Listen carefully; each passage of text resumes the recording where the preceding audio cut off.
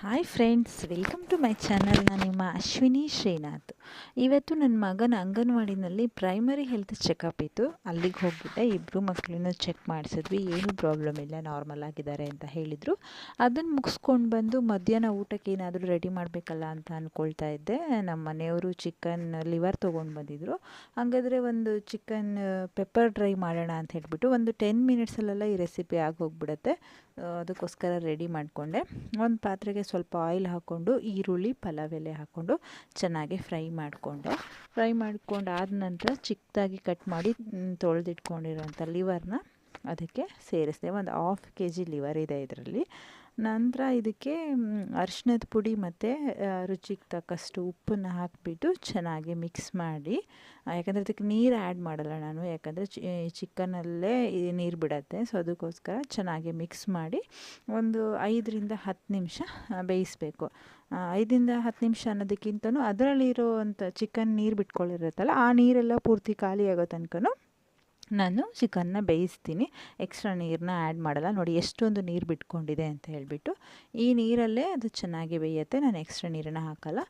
ಆನಂತರ ಅದೇನು ಸ್ವಲ್ಪ ನೀರಿದೆ ಅನ್ನೋಷ್ಟೊತ್ತಿಗೆ ಶುಂಠಿ ಬೆಳ್ಳುಳ್ಳಿ ಪೇಸ್ಟು ಮತ್ತು ಅದಕ್ಕೆ ಪೆಪ್ಪರ್ ಪುಡಿ ಮತ್ತು ಸೋಯಾ ಸಾಸು 1 ಸ್ಪೂನು ಹಾಕಿದ್ದೀನಿ. ಆಮೇಲೆ ಪೆಪ್ಪರ್ ಪುಡಿ ಏನಾದರೂ ತುಂಬ ಖಾರ ಇಲ್ಲ ಅಂತಂದರೆ ನೀವು ಚಿಲ್ಲಿ ಪೌಡರ್ನ ಆ್ಯಡ್ ಮಾಡ್ಕೋಬೋದು. ನನಗಿಲ್ಲಿ ಪೆಪ್ಪರ್ ಪುಡಿ ತುಂಬ ಸ್ಟ್ರಾಂಗ್ ಇದೆ, ಸೊ ಅದಕ್ಕೋಸ್ಕರ ನಾನೇನು ಆ್ಯಡ್ ಮಾಡಿಲ್ಲ. ಆಮೇಲೆ ಈ ಮಸಾಲೆ ಎಲ್ಲ ಹಾಕಿದ್ಮೇಲೆ ಒಂದು 5 ಮಿನಿಟ್ಸ್ದು ಸಿಮ್ಮಲ್ಲಿ ಇಟ್ಬಿಟ್ಟು ಕುದಿಸಿದ್ರೆ ಚಿಕನ್ ಪೆಪ್ಪರ್ ಡ್ರೈ ರೆಡಿ ಆಗುತ್ತೆ. ತುಂಬ ಟೇಸ್ಟಿಯಾಗಿ ಕೂಡ ಬಂದಿತ್ತು.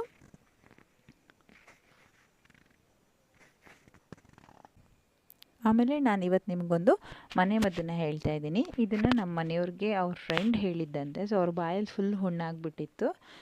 ಸೊ ಬಿ ಕಾಂಪ್ಲೆಕ್ಸ್ ಟ್ಯಾಬ್ಲೆಟ್ಸ್ ಅದು ಇದು ಏನು ತಿಂದ್ರೂ ಕಡಿಮೆ ಆಗಿರಲಿಲ್ಲ.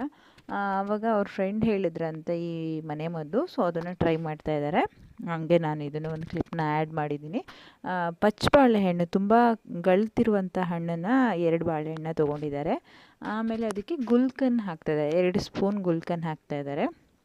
ಆಮೇಲೆ ಕಾದಾರಿದಂಥ ಹಾಲನ್ನ ಮಿಕ್ಸ್ ಮಾಡಿ ಚೆನ್ನಾಗಿ ಮಿಕ್ಸ್ ಮಾಡಿಬಿಟ್ಟು ತಿನ್ನಬೇಕು ಅಂತ ಹೇಳಿದ್ರಂತೆ. ಸೊ ರೆಗ್ಯುಲರ್ ಡೈಲಿ 2 ಟೈಮ್ ತಿಂದರೆ 2 ದಿನದಲ್ಲೇ ನಿನಗೆ ಕಡಿಮೆ ಆಗುತ್ತೆ ಅಂತ ಹೇಳಿದರು.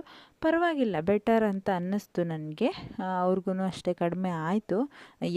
ಇದರಿಂದ ಕಡಿಮೆ ಆಯಿತು ಅಥವಾ ಅವ್ರು ಟ್ಯಾಬ್ಲೆಟ್ ತಿಂತಾಯಿದ್ರು ಅದರಿಂದ ಕಡಿಮೆ ಆಯಿತು ಗೊತ್ತಿಲ್ಲ, ಅಂತೂ ಕ್ಯೂರ್ ಆಯಿತು. ನೀವು ಟ್ರೈ ಮಾಡಿ ನೋಡಿ. ಯಾರಿಗಾದ್ರೂ ಬಾಯಲ್ಲಿ ಹುಣ್ಣಾಗಿದ್ರೆ ಹೀಟಿಂದ ಗುಳ್ಳೆಗಳಾಗ್ತವೆ ನೋಡಿ, ಅದಕ್ಕೆ ಇದು ಒಳ್ಳೆ ಮನೆಮದ್ದು ಅಂತ ಹೇಳಿದ್ರು ತಪ್ಪಾಗಲ್ಲ.